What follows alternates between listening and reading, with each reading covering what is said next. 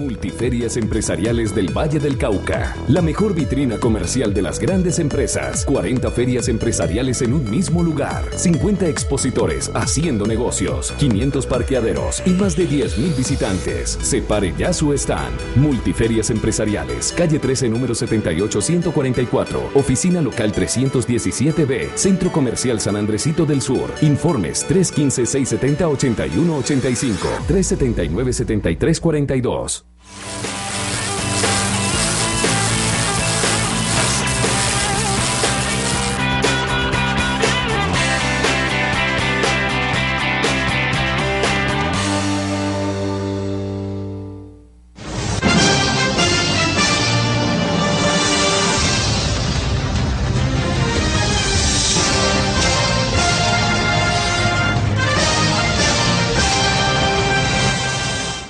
Amables televidentes, los saluda José Alberto Tejada Echeverri, presentándoles el programa institucional del Canal 2 informativo Nuestra Gente.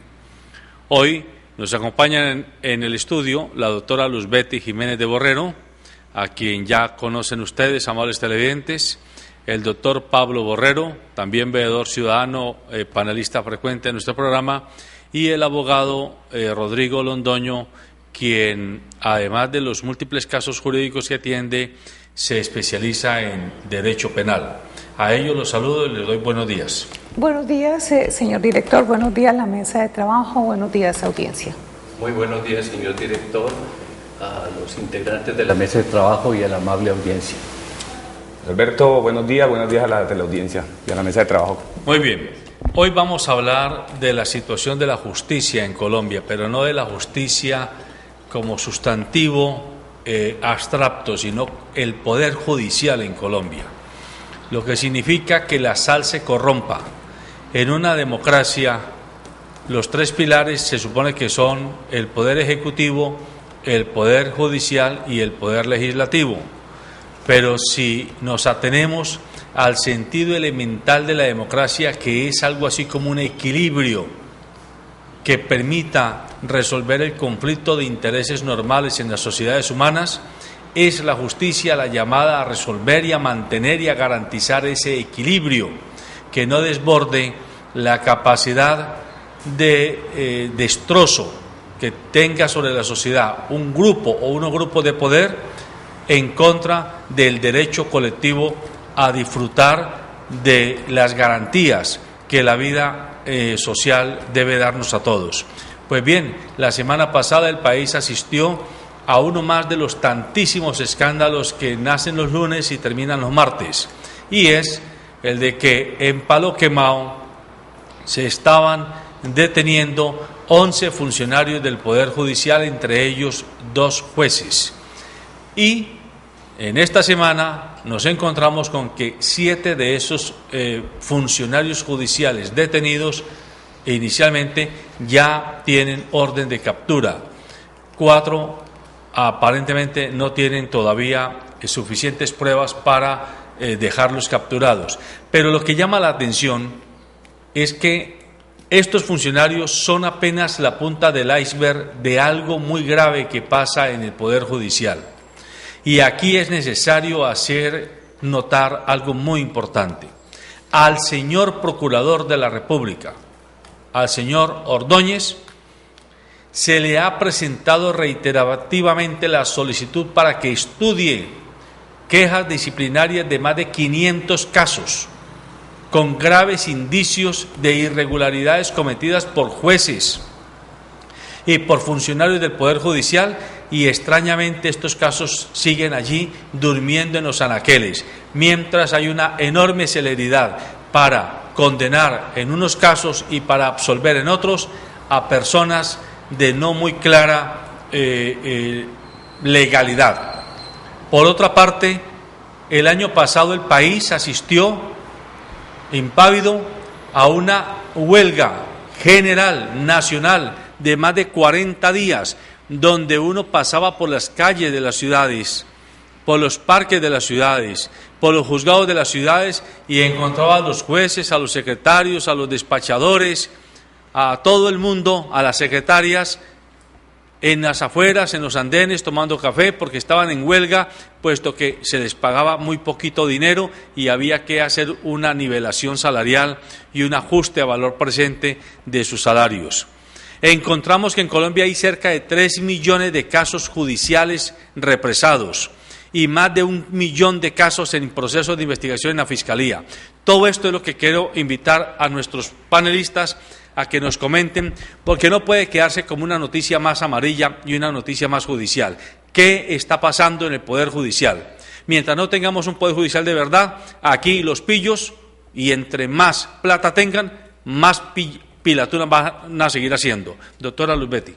Sí, digamos, en primer lugar, que de acuerdo con la estructura político-administrativa aquí en Colombia, de acuerdo con la Constitución, la rama judicial no es un poder único, es decir, el poder en Colombia es uno solo, que lo integran la rama ejecutiva, la rama legislativa y la rama judicial. Estas tres ramas colaboran armónicamente para realizar y que se cumplan los principios y los fines del Estado Social de Derecho: la igualdad, la equidad, el trabajo, el bienestar general, la participación, etcétera, etcétera. En el caso concreto de la corrupción, este no es un fenómeno que sucede única y exclusivamente en la rama judicial. Es doloroso y es lamentable que esto haya sucedido, pero de todas maneras dice bien de la justicia y de, en general, las instituciones, de que por lo menos por primera vez prácticamente se venga a investigar con toda la seriedad y el rigor que la necesidad y el caso merita esta situación concreta que se ha denunciado y que se ha conocido exactamente hace 8 días. En segundo lugar, esto se presenta es porque la sociedad en general está permeada por un alto índice de corrupción y la justicia, como decía, no es ajena a esa circunstancia, a ese hecho. Esto de la corrupción en la rama judicial se viene hablando y se vienen haciendo denuncias, inclusive por los medios de comunicación, desde hace muchísimo tiempo. Uno de ellos es el caso de la corrupción relacionado con lo que se conoce el carrusel de las pensiones. Eso es un acto de corrupción y esto ha sido denunciado muchísimo. El hecho mismo de lo que se conoce con los nombramientos de los magistrados de las altas cortes, que lo han denunciado los medios de comunicación. Uno de los magistrados investigado porque le quitó la plata a una viuda. Está de magistrado de la Corte y Constitucional. Es magistrado de la Corte. Exactamente. La manera como ellos llegan, en este momento el viaje de la presidenta de la Corte Suprema de Justicia con otros magistrados que es muy amigo de ella y ahora él está en la lista para integrar la Sala de Casación Civil de la Corte Suprema de Justicia. En fin, los casos de corrupción son múltiples. Por eso decía que, pues dice muy bien de que se esté investigando esto. Y lamentable y doloroso, pero lo único que exigimos los ciudadanos y los abogados concretamente es de que sobre la base de respetarle los derechos a los implicados, se aplique todo el rigor y no se le puede aplicar una pena mínima a quien tiene como función pública justamente aplicar la ley. Es decir, tiene que allí hacerse una valoración de esas circunstancias. En segundo lugar, mire, esto deben estar implicados también abogados. La mayoría de los abogados son gente muy honesta, pero pues en esta crisis de la sociedad, pues también nadie puede estar ajeno al hecho de que algunos de los litigantes puedan estar comprometidos también en estos actos de corrupción y de ahí de que nosotros los abogados a través de nuestras asociaciones de profesionales también tenemos que ser muy rigurosos en esto de la ética, en el ejercicio profesional y ser muy exigentes en la manera como nuestros colegas ejercen la profesión. Doctor Pablo, desde niños hemos escuchado todos los colombianos, y me imagino que en otros países igual mensaje: no, mijo, es que la justicia es para los de Ruana. Usted cuídese porque es muy fácil ganarse un carcelazo, pero muy difícil sacarlo de la cárcel. Pero eso no solamente es cuando usted lo llevan a la cárcel, es cuando usted lo cogen y lo enredan en casos civiles, en casos comerciales, en casos administrativos, que si usted no tiene plata para pagar un buen abogado, y si en algunos casos no tiene plata para entregarle o bien a los abogados o a quienes estén en ese mercado persa de la justicia, dineros para llegar a los juzgados, a las fiscalías, allá donde se están tomando las decisiones, si a usted lo detienen, si lo liberan, si le dan casa por cárcel o etcétera, pues usted se tiene que quedar esperando que mi Diosito se apiade de usted. Sí, señor director, por eso es necesario establecer un poco el origen y las motivaciones de la corrupción en general en la sociedad y en particular en la justicia. Bueno, la corrupción en la sociedad es un fenómeno social de vieja data, ¿no? Y desde luego, en el caso de la justicia, pues está ligada con todos aquellos conflictos que se generan en medio de la actividad judicial entre las diferentes clases, grupos sociales e individuos que por alguna u otra circunstancias pues están incursos en ese tipo de relaciones de tipo judicial, ya sea para reclamar sus derechos, ¿no? O porque pues han cometido un delito y entonces pues tienen que responder ante la sociedad y el Estado. Pero permítame decirle esto, la motivación de la corrupción está ligada ¿con qué? Está ligada con una serie de factores, por ejemplo, el ánimo de lucro, el ansia de poder, el amor o el odio y otros aspectos que desde luego pues vienen determinados en última instancia permítame, por las relaciones sociales. Lo que usted está diciendo es muy importante. La corrupción está animada por el ánimo de lucro, por el ansia de poder, por sentimientos de amor y odio. Exactamente. Son hechos que hay que recabar en la conciencia ciudadana. Sí, claro. Usted ve, por ejemplo, que para coger un factor, amor o odio, los jueces prevarican, ¿no? En un momento dado dictan providencias en favor o en contra de las personas motivados por ese sentimiento de amor o de odio para una de las partes, por ejemplo. O en el caso del ánimo de lucro, ¿no? Detrás de esto, de las relaciones sociales en que nos movemos en esta sociedad capitalista, pues el dinero juega un papel fundamental, es considerado como el valor esencial, ¿no?, de la sociedad, y entonces pues el dinero sirve para sobornar, para comprar conciencias y desde luego para pues torcer, como se dice en el argot popular, el pescuezo pues a la justicia y a la ley. Y entonces hemos visto en muchos casos cómo pues detrás de los procesos judiciales se mueve toda una mafia y unos intereses económicos, sobre todo en aquellos procesos y negocios pues que tienen una gran significación desde el punto de vista económico. Bueno, y luego el ansia del poder también. Allí hay un factor muy importante y es este. Mire, por ejemplo, que en la conciencia social hay la idea, por lo menos en un sector de la sociedad, que en el caso, por ejemplo, de el juzgamiento disciplinario de Piedad Córdoba, de la senadora Piedad Córdoba, pues hubo, desde luego, mucho de política en todo ese fallo.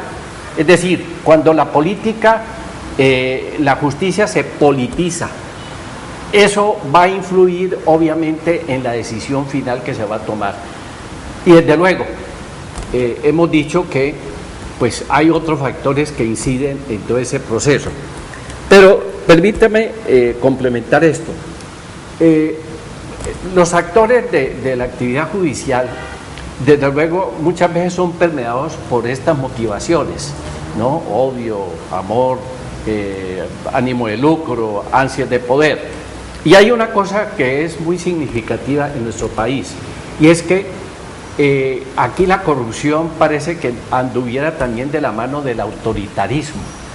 Aquellos funcionarios que con su actitud, ¿no?, quieran imponer determinadas decisiones incluso en contra de la ley, ¿no?, llevados por ese autoritarismo, pues generan también de alguna manera actos de corrupción, porque la gente frente al autoritarismo de determinados funcionarios responde de otras maneras. Por ejemplo, fíjense lo que sucedió aquí en el caso con el secretario de Tránsito Municipal, que salió pues a las calles a hacer las vejes de policía de tránsito y a imponer multas y lo de las fotomultas y todo esto, y la reacción de la gente, y esto tiene ya que ver con la cultura, desde luego, de los seres humanos, de la gente, fue la de amenazarlo, ¿no?, contra ese tipo de decisiones de carácter autoritario que de alguna manera pues se ponían en el lomo de la justicia.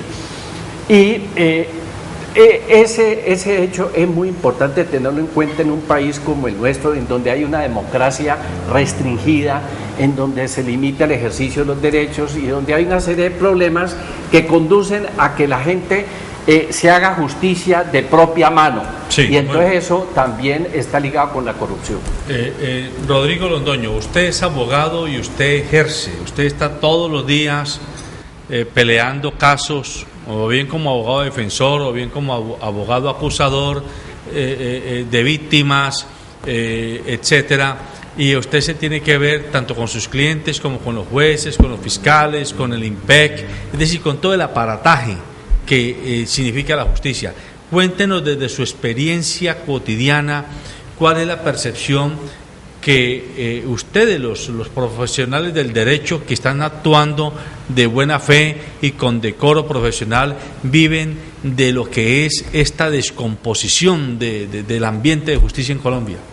Sí, José Alberto y televidentes, es triste desde este punto extracurricularmente hablábamos acá con los colegas de la mesa sobre este aspecto, y más triste es ver que hoy por hoy al profesional del derecho, a quien prácticamente se desempeña cumpliendo la función como abogado, en este caso en materia penal, ejerce una competencia desleal por aquellos que son poquitos, como lo decía la doctora Betty, son poquitos porque la mayoría son gente correcta de abogados, pero esos poquitos lo que hacen es ejercer una competencia desleal cuando le prometen al cliente que le sacan al que está allá adentro en 15 días, en un mes. Entonces, si hay una persona que ofrece, va a haber una que recibe. Ese es prácticamente el foco de lo que se conoce como corrupción. Hay uno que ofrece, otro que recibe. Llámese desde el punto de vista del funcionario que pide para poder sacarlo como concusión, o llámese de aquel particular que ofrece, conocido como cohecho, por dar a ofrecer. Desde esa óptica se vuelve bastante triste y desolador el panorama para quienes ejercemos con decoro la profesión. ¿Por qué? Porque es que es una competencia desleal, porque la persona, ¿qué es lo que quiere finalmente? Que su familiar, que su amigo, que su, entre comillas, compinche, salga rápido porque lo necesitan para seguir ejerciendo actividades delictivas.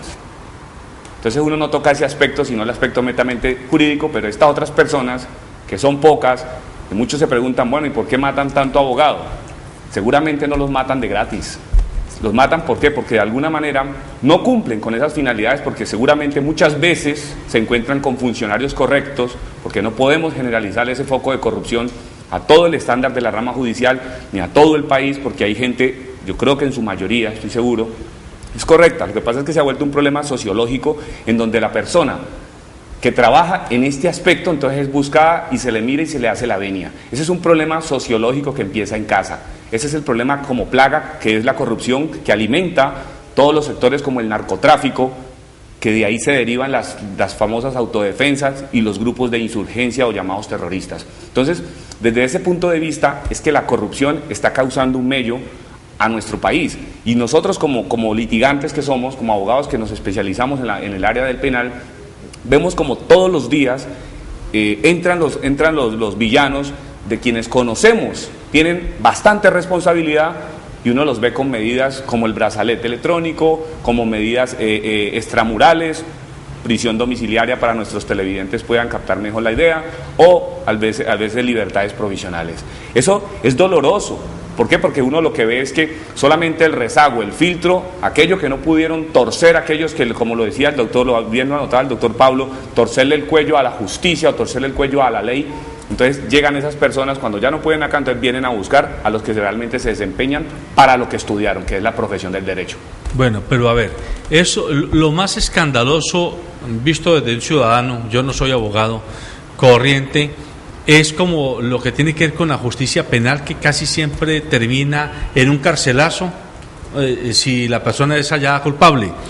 Pero hay otro tipo de sanciones que tienen que ver con la justicia, o de consecuencias que tienen que ver con la justicia, que no terminan en carcelazo, pero que pueden arrasar una vida entera, como es la pérdida de un patrimonio, por ejemplo, o el embargo de unos bienes, etcétera. Es el caso, yo me estoy refiriendo específicamente a cómo el senador Robledo ha venido diciendo reiterativamente y demostrando con documentos que allá en la altillanura de Colombia, en los llanos orientales, alguna empresa muy importante, regentada anteriormente por el hoy ministro de Agricultura de Colombia, ha llamado un poco de campesinos a que sean codeudores solidarios ante la banca, una banca además que supuestamente está en Islas Caimán, o sea, en un paraíso fiscal, y todos ellos aparecen endosando con su firma el endeudamiento que administra una gran empresa palmicultora.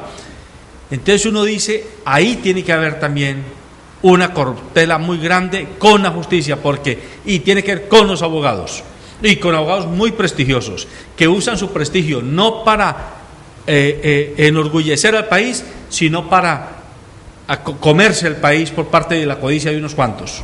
Permítame decirles que esta corrupción no solamente se da efectivamente, como usted bien lo anota, en el área penal, también llega a todas las otras ramas, a la civil, a la administrativa, a la comercial, laboral, en fin.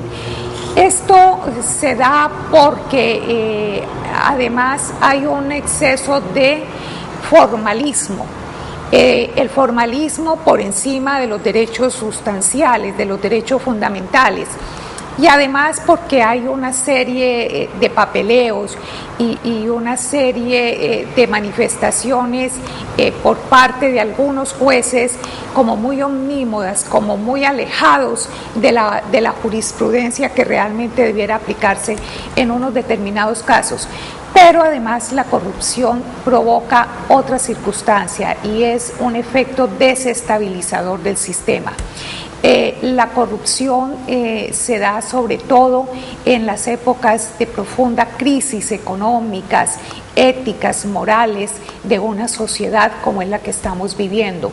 Y esto afecta, por supuesto, a los particulares, a los empleados, a las partes en un proceso, las que se dejan corromper, llega a jueces, a magistrados, a empleados, a los subalternos de los juzgados, y entonces esto hace que la justicia en un momento dado no sea imparcial, no sea objetiva, sino que terminamos con una justicia que es lo que estamos viendo en muchos casos, y el ejemplo que usted traía, una justicia elitista para determinados grupos económicos o determinados sectores sociales. Entonces, allí que esto que está pasando es un campanazo para que la sociedad en general, porque finalmente la justicia pues no es para abogados, la justicia es para la sociedad en general. Los abogados simplemente colaboramos con la justicia para que se cumpla en sentido formal una recta y cumplida administración de justicia. Pero lo cierto es que eso genera un gran poder desestabilizador. Permítame, les doy este dato que encontré buscando información. En Colombia hay un abogado por cada 11.000 personas aproximadamente, y en Estados Unidos hay un abogado por cada 11.000 personas.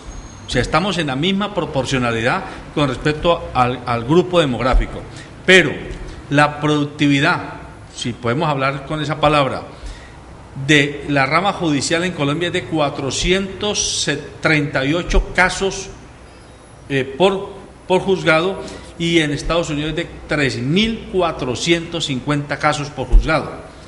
Esto ya nos está mostrando que tenemos un abismo de diferencia entre la institucionalidad de los dos aparatos judiciales, y explicaría mucho de por qué en Colombia ronda la impunidad de todo nivel, no solo la penal, sino la civil, la comercial y demás. Sí, bueno, pero que... un momentito, excúseme. Mire, eso se muestra, ese referente estadístico siempre se pone de presente para pretender demostrar de que aquí en Colombia no hay una productividad, no hay eficiencia ni eficacia en la administración de justicia, y justificar una serie de reformas a los códigos que se vienen haciendo desde hace varios años, pero que finalmente han mostrado que esas reformas que se han hecho no son la solución a los problemas. Las situaciones reales y concretas del país, de Colombia, son totalmente diferentes a las de Estados Unidos, y entonces no es posible medir estadísticamente los efectos o cuántos procesos tiene y cuántos procesos evacúa mensual o anualmente un juez. Estoy de acuerdo con usted, pero también me encontré con el dato de que Chile tiene el doble de productividad de Colombia. ¿Sí? En proporción, y somos países más parecidos con Chile que con Estados Unidos. O sea que de todas maneras aquí hay un problema muy grave desde el punto de vista. Lo que pasa es que aquí fuimos, perdón doctora Betty, lo que pasa es que nosotros hay que tener un fenómeno histórico, que en Colombia nosotros fuimos plagados por el narcotráfico. Y eso generó en los años 70, 80 y parte de los años 90, todavía está el narcotráfico, pero la parte donde prácticamente surge la fuerza y cobra vigencia el narcotráfico, que es donde prácticamente empiezan a permear todas las instituciones, tanto públicas como privadas, porque no podemos generar solamente o hablar de corrupción desde el punto de vista de lo público, punto de vista de lo privado, y de allí nació el delito en el Código Penal de corrupción privada.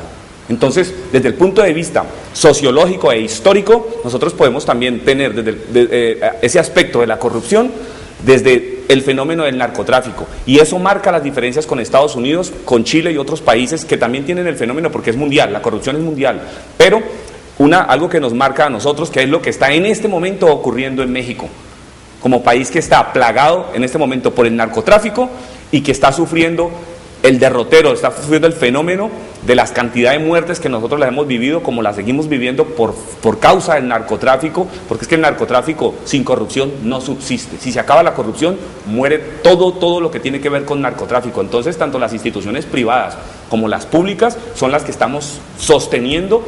Cuando digo estamos, nosotros también como parte privada, si nosotros seguimos colitando o seguimos viendo eso como desde la barrera, seguramente va a continuar la corrupción. Bueno, pero es que el único fenómeno que influye en que se profundice la corrupción no es el narcotráfico. Mire, hay otros delitos también tan graves como el narcotráfico, el contrabando de armas, la trata de personas, ¿no? Las violaciones en materia de los derechos fundamentales de la mujer y de los niños. Es decir, hay una serie de delitos, ¿no?, que desde luego contribuyen a que se genere de alguna manera pues expresiones y manifestaciones de la corrupción. Pero la corrupción existe antes del narcotráfico. La corrupción es un fenómeno social de vieja data. Ahora, a mí sí me parece que fuera de los factores reales y las motivaciones que conducen a la corrupción, hay específicamente unos elementos que influyen también en que haya impunidad y que se genere corrupción. Por ejemplo, el burocratismo, el formalismo jurídico, el papeleo. Todos esos elementos contribuyen a que no haya justicia y que la gente tenga que acudir o mejor dicho, utilice otros medios, otros recursos para lograr, por ejemplo, que sus procesos se agilicen, que resulten rápidamente las sentencias, y eso se motiva con dinero, por ejemplo. Agilicen, ¿no? con J. Exactamente, y entonces, pues allí vemos como, por ejemplo, procesos pues que incluso son de interés general no se resuelven oportunamente. Y voy a poner un caso. Mire, en la ciudad de Cali, por ejemplo, hay cualquier cantidad de demandas interpuestas contra la administración municipal por las famosas 21 megaobras. Hay 80, 100 demandas en los juzgados administrativos y en el Consejo de Estado. Y han pasado más de 3 años sin que haya una decisión definitiva en esa materia, porque el formalismo jurídico, porque la lentitud en la práctica judicial de los jueces es tal que eso conduce a la impunidad y desde luego genera las condiciones para que pues haya corrupción. Fuera pues de que lógicamente los jueces y magistrados que están al frente de los negocios jurídicos con su conciencia, ¿no? Toman decisiones muchas veces prevaricando o muchas veces por otros elementos. Pero permítame decir otras cosas. Mire, aquí esto nos plantea una situación específica y es la siguiente: ¿cómo controlar pues la corrupción en la administración de justicia? Porque es que uno, por ejemplo, ve que los colegios de abogados en algunos momentos y los abogados, los litigantes, se quejan de que los jueces se demoran, que fallan mal, que son parcializados, que no son objetivos, etcétera, etcétera. Y me refiero no solamente a los jueces penales, sino administrativos y a los jueces de familia y a los jueces que tramitan procesos civiles, ¿no? Y comerciales y todas estas cosas. Y uno ve, por ejemplo, que el Consejo Superior de la Judicatura, que sería el órgano encargado pues de llevar un control real y efectivo de la actividad judicial, no lo hace. ¿A qué se reduce el control de la administración de justicia? Un órgano político. Bueno, sencillamente a revisar una estadística mensual o bimensual o semestral del número de autos, de sentencias que producen mensualmente los jueces. Pero nunca van a los juzgados, nunca en tiempo real están ejerciendo un control real y efectivo de cómo funciona la justicia, qué es lo que sucede con los jueces y con los subalternos, que no expiden los oficios oportunamente, que no hacen las notificaciones, que presionan incluso a los litigantes, ¿no?, en esas materias, con el fin de que el litigante finalmente les diga: ve, aquí le doy una propina para que me saque rápidamente este oficio o me haga esta notificación. Bueno, todo eso ocurre en medio de una falta absoluta de control real en tiempo real de esa actividad judicial, que sería muy importante. Por otra parte, hay que decir que los colegios de abogados, sobre todo en la ciudad de Cali, ¿no?, juegan un papel pues muy limitado, es decir, pasivo. Generalmente son entes muy pasivos, como usted lo dice, doctor, y que no cumplen esa función de control y vigilancia.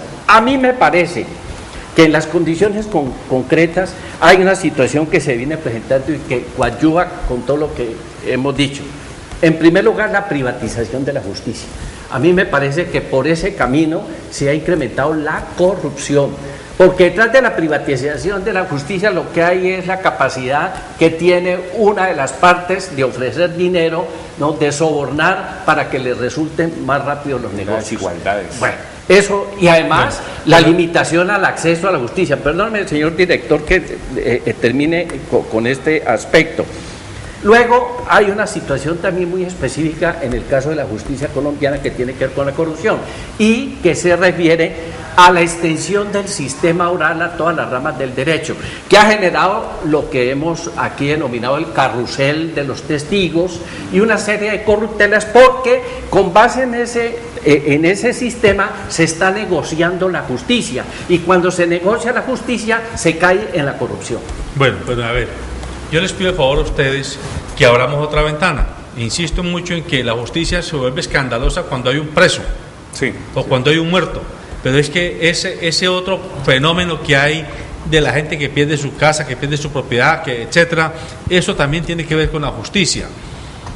Pregunto, ¿no es también corrupción, para que ustedes jurídicamente lo aclaren, que un Estado como el colombiano, y pregunto por ignorancia si eso mismo ocurrirá en otros países, el 80% del aparato judicial está al servicio de la banca, del sistema financiero? Eso es cierto. ¿Sí?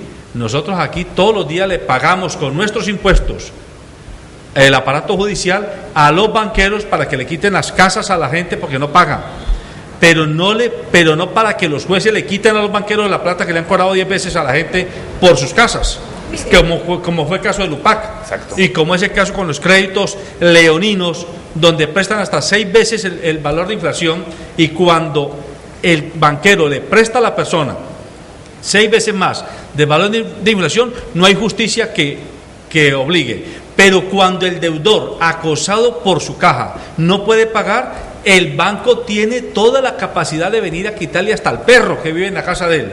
Y los jueces avalan, es decir, el Poder Judicial. ¿Esto es corrupción o esto qué es? Claro, es que un momentico, doctora, es que algo tan grotesco y vulgar como usted lo menciona, se acaba de sancionar y que está cobrando vigencia en este momento a partir de julio de este año, que es la Ley 1653 de 2013, en donde se le está imponiendo, cuando hay procesos de carácter dinerario, a ese demandante a que pague un arancel judicial del 1.5, señor director, sobre las pretensiones.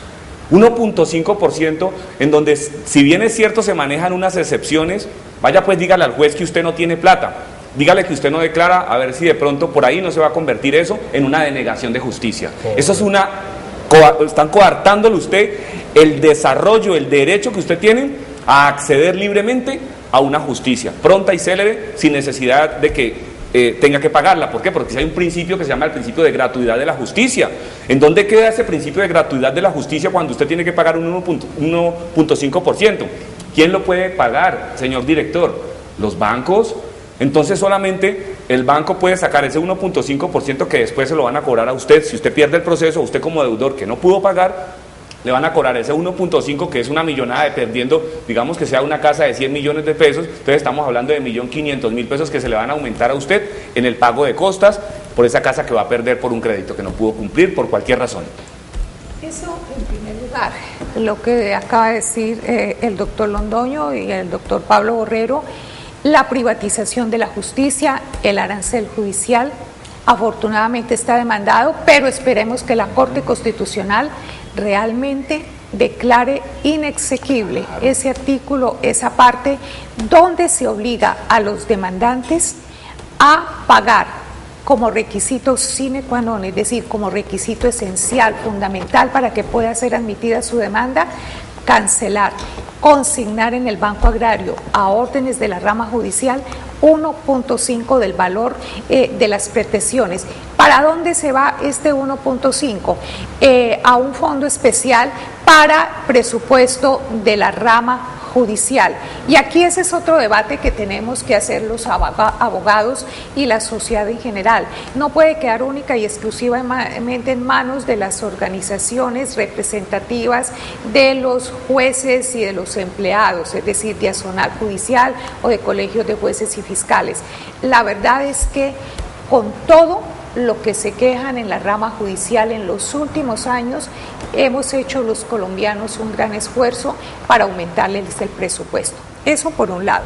En segundo lugar, efectivamente, la preocupación suya es muy válida, es decir, qué es lo que está pasando a nivel de justicia fuera del penal, en civil, en comercial, en familia, en administrativo. Fíjese que inicialmente cuando intervine dije que el poder público era uno solo y tiene por finalidad hacer realidad los fines y principios del Estado Social de Derecho. Cojamos, por ejemplo, lo que pasa en materia civil con las personas del UPAC, es decir, las personas que tienen todos estos préstamos con los bancos.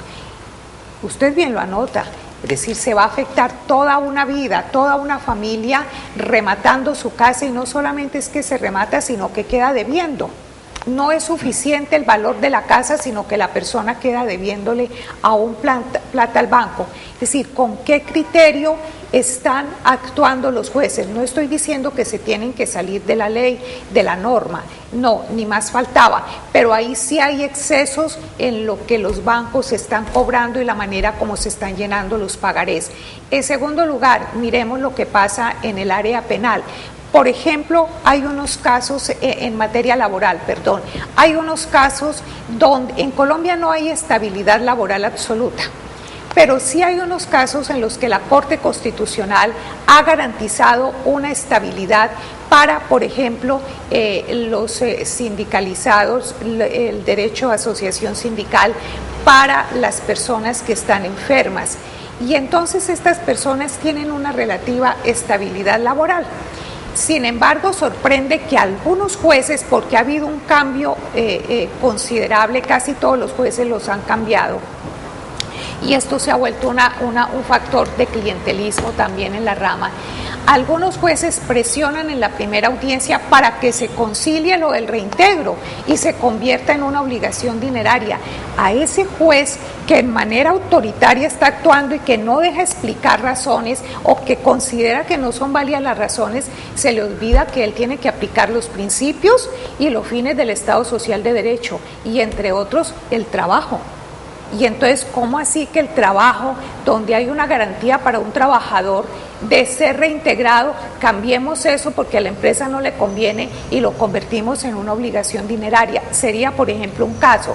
O el derecho de las organizaciones sindicales. Aquí se ha venido desmontando en Colombia en los últimos años ese derecho a asociación sindical y fundamentalmente el principal derecho derivado de esa asociación, que es el de negociación colectiva. Es decir, ya los empleadores deciden no negociar convención, dejar que se venzan los términos de las etapas de conversaciones para que se vaya a tribunal de arbitramiento, y por tribunal de arbitramiento lo que se está haciendo es desmontando convenciones. Y cuando llega la Corte a revisión de estos laudos arbitrales, la Corte termina avalando. Me parece que allí también los abogados y la sociedad en general tenemos que reflexionar y tenemos que hacer un control, porque esto termina siendo también unos actos de corrupción. Bueno, pero yo sí considero que el problema fundamental en este caso no consiste en más regulaciones y mucho más controles a los jueces y magistrados. A mí me parece que si no se generan unos cambios esenciales en el sistema judicial, va a ser muy difícil pues erradicar todos estos vicios y desde luego la corrupción. Porque es que miren lo que está sucediendo, por ejemplo, en el campo penal. Con la introducción del sistema acusatorio, la justicia se negocia. El sindicado le cuelgan 3, 4, 5 delitos, ¿no?, por cuenta del fiscal. Y luego le dicen, bueno, si nos dices qué fue lo que pasó y si te declaras culpable de estos delitos, negociamos, y entonces todo termina en que el sindicado agobiado, sobre todo los pobres, los que no tienen recursos para defenderse, terminan aceptando una responsabilidad por uno de esos delitos, y entonces el fiscal le quita los otros delitos. Y allí no se tienen en cuenta los motivos, ¿no?, que llevaron a ese individuo a cometer ese delito, sino que ahí lo que se hace es negociar la justicia, y detrás de eso hay toda una corruptela, porque detrás de eso se mueven pues los carteles, ¿no?, y las mafias de los testigos, porque el que tiene recursos está incurso en una investigación penal, pero tiene recursos para comprar testigos, para pagar peritos, para realizar una serie de pruebas. Pasa mucho en el sicariato. Pues doctor, lógicamente que en eso, pues lógicamente lleva las de ganar frente al que no cuenta con esos recursos. Fuera de que, por otra parte, influye mucho también pues la intimidación y la violencia que se ejerce, por ejemplo, de parte de los sicarios, de los paramilitares, que en un momento dado pues juegan un papel fundamental para el esclarecimiento o para la impunidad de determinados delitos y de determinadas acciones. Pero todo eso también de alguna manera se desarrolla en las otras ramas del derecho. Lo que el señor director decía en relación con las acciones civiles las causas civiles, en donde es parte fundamental los bancos, pues allí también hay un propósito definido. Mire, yo recuerdo que cuando salió la jurisprudencia aquella que tumbó las liquidaciones de los créditos del UPAC, los bancos pues lógicamente pusieron el grito en el cielo y usaron todos sus recursos para echar atrás esa jurisprudencia. Y desde luego, eso benefició a los usuarios del UPAC, que podían ejercer plenamente el derecho a que se hiciera una nueva reliquidación de sus créditos y no ajustada a las variantes del mercado. Pero ¿qué pasó? Finalmente, con el tiempo, cambiaron la jurisprudencia y la jurisprudencia de los jueces y magistrados terminó sustituyendo la ley y hoy siguen liquidando, que no se llame UPAC, se llama otra cosa. No, siguen liquidando los intereses de acuerdo con las variaciones del mercado, es decir, la misma cosa. Bueno. Por eso es que el problema de la corrupción es un problema muy complejo, porque tiene que ver con varias cosas, con lo que hacen los legisladores cuando cambian la legislación que tiene que aplicar el juez, cuando los jueces modifican sus jurisprudencias, cuando actúan por politiquería, cuando se dejan llevar por el odio o el amor, pues, por una de las partes, etcétera. Todo eso hace e influye de que haya corrupción. Bueno, miren, en los minutos que nos quedan les pido el favor que miremos para arriba. El año pasado el país entero manifestó su rabia, su indignación con la llamada reforma a la justicia, que nos iban a meter como embuchado directo a mitad de año. Pero además de que se detuvo, después seguimos viendo que, ya lo dijimos hace un momento, un honorable, un magistrado de la Corte Constitucional, hoy impuesto a los colombianos, una persona con antecedentes por lo menos de indelicadeza. Si no podemos decir que antecedentes delictivos, antecedentes de indelicadeza. Y uno supone, o por lo menos nos enseñaron los abuelos, que había que ser decentes para poder ser ciudadanos. Pero si uno ve que allá arriba, en las altas cortes, está un señor Alfredo Escobar manejando ¿cómo se llama? La presidencia del Consejo Superior de la Judicatura, un hombre que se ha visto envuelto en 1001 enredos con Giorgio Sale y otra cantidad de gentes indeseables, y es un magistrado, y ahora un magistrado de la Corte Constitucional, que hay pruebas que le quitó la platica a una viuda de este país, que puede ser mi madre o puede ser mi tía o la de cualquiera de nuestros televidentes, y es magistrado de las altas cortes. ¿Qué ejemplo le estamos dando al país? Ahora vemos a toda esta cantidad de congresistas, el escándalo, orden de captura, apresado, y usted después de 1 año o 2 años los ve gozando las mieles del poder de nuevo, ellos o por interpuesta persona. Pregunto, ¿qué tenemos que hacer? ¿Qué le podemos proponer a la sociedad? ¿Será que en la escuela hay algo que hacer, que nos enseñen todo este tipo de información para que nuestros niños y jóvenes crezcan más educados y más informados y no se dejen meter semejantes embuchados?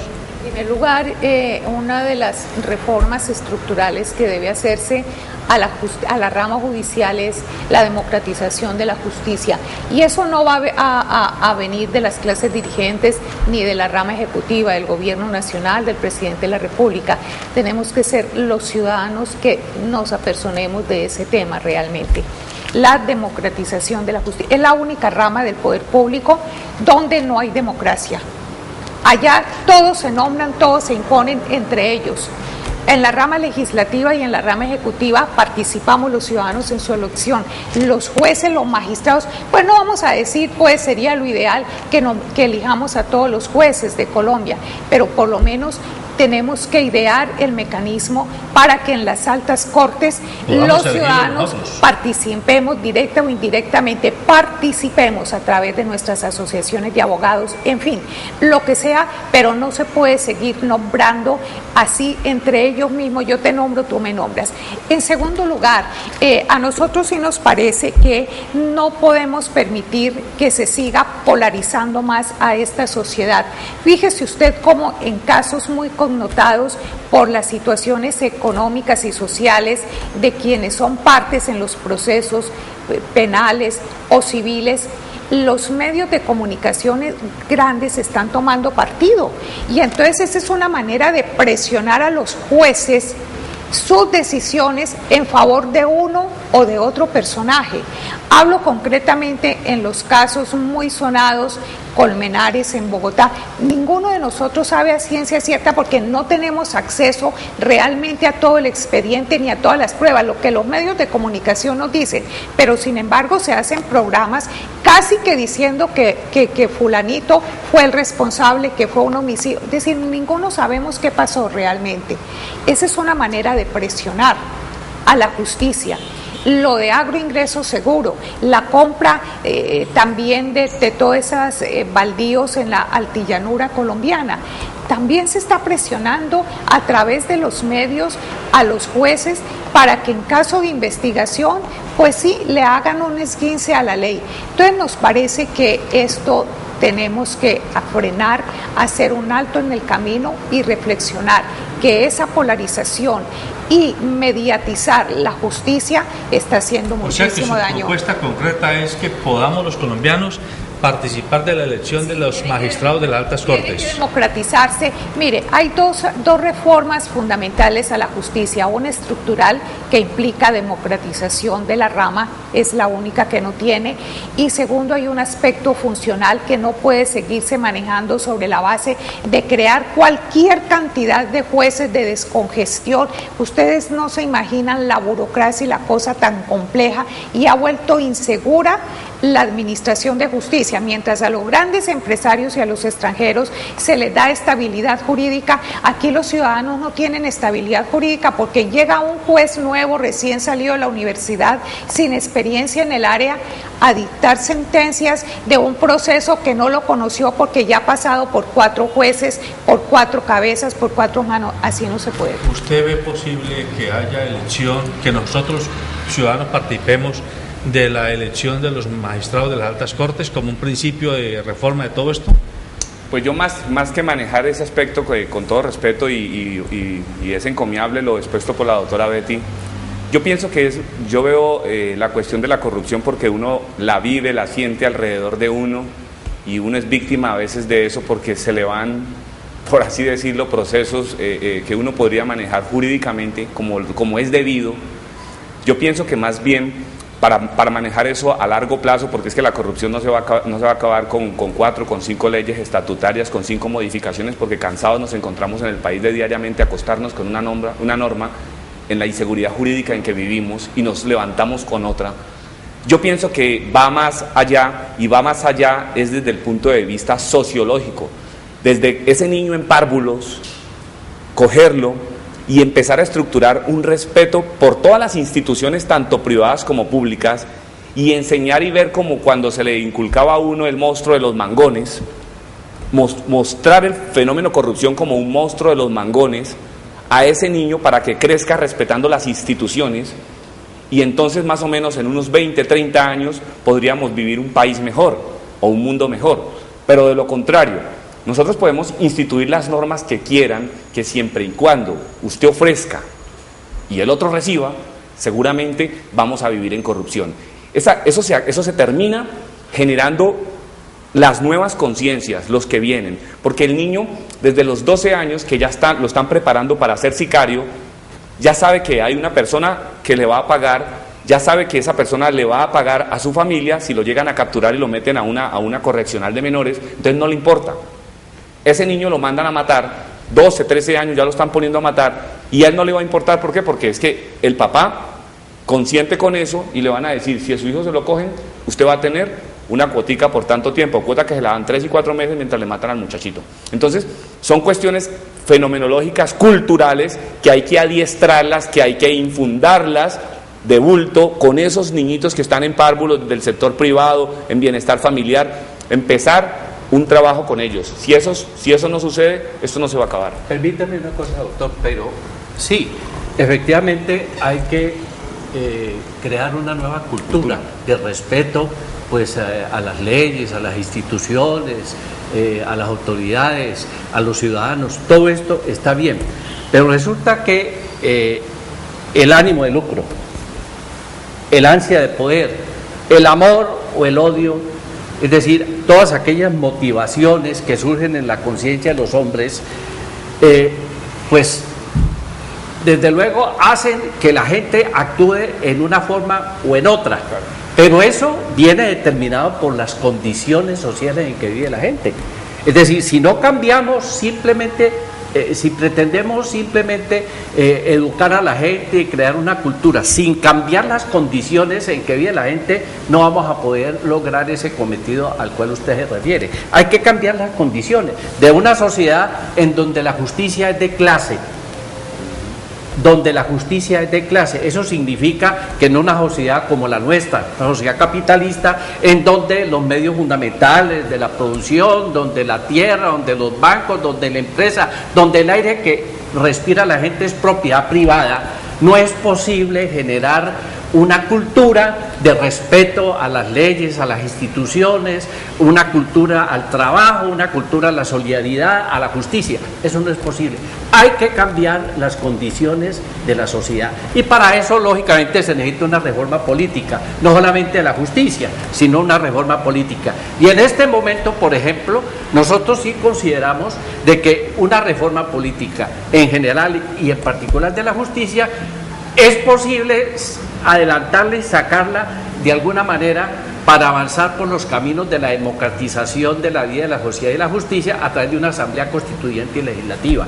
Porque de resto, sin la participación de la sociedad en las reformas, en los cambios y en la sustitución de estas clases, estas viejas y nuevas clases políticas interesadas únicamente en los negocios, no va a ser posible democratizar la vida de la sociedad ni de la justicia. Bueno, tengo solo un minuto y necesito hacerles una pregunta y pedir que me respondan en una frase. Los centros llamados de conciliación que se han promovido, ¿les parecen a ustedes un camino válido para descongestionar y acercar la solución de los conflictos entre ciudadanos sin ese proceso largo y tedioso que tienen los juzgados, o les parece que es un fenómeno que no debiera continuar? Pues esa es la privatización esa es una de las formas de privatización de la justicia.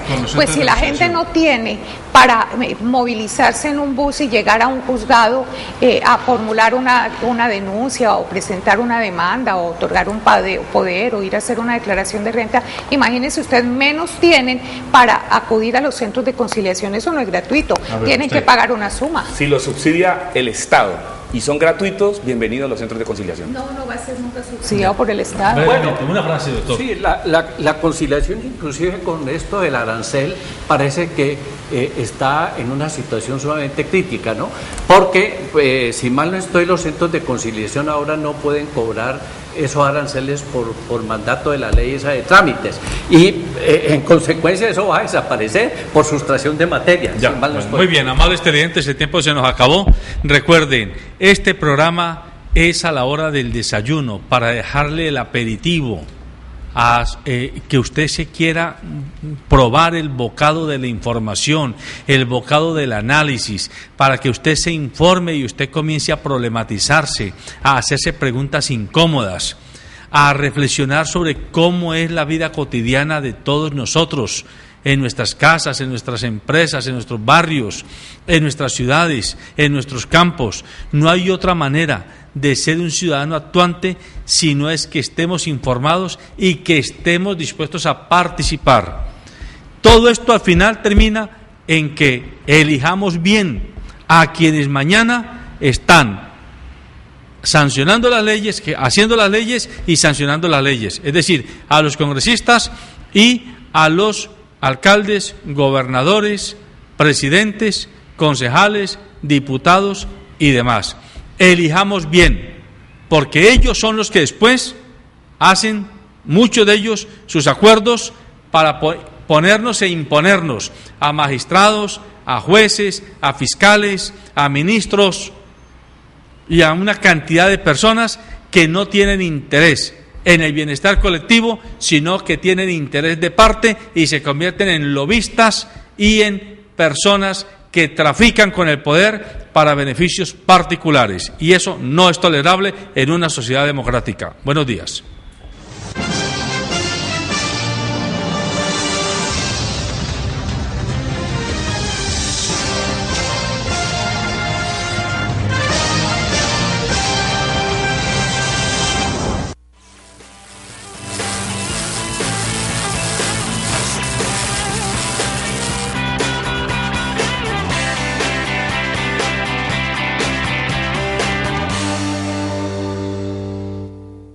Multiferias Empresariales del Valle del Cauca. La mejor vitrina comercial de las grandes empresas. 40 ferias empresariales en un mismo lugar. 50 expositores haciendo negocios. 500 parqueaderos y más de 10.000 visitantes. Separe ya su stand. Multiferias Empresariales. Calle 13, número 78-144. Oficina local 317B. Centro Comercial San Andresito del Sur. Informes 315-670-8185. 379-7342.